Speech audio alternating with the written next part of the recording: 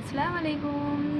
তো তোমরা দেখছো আমার ৩ নম্বর ব্লগ ভিডিও। আমার ব্লগ ভিডিও আর ভালো লাগলে লাইক, কমেন্ট, শেয়ার করে দিও। তো আজকে তোমাদের সাথে আমি শেয়ার করবো আমার জুয়েলারি কালেকশন। তো এই দেখতে পাচ্ছ খুব কিউট একটা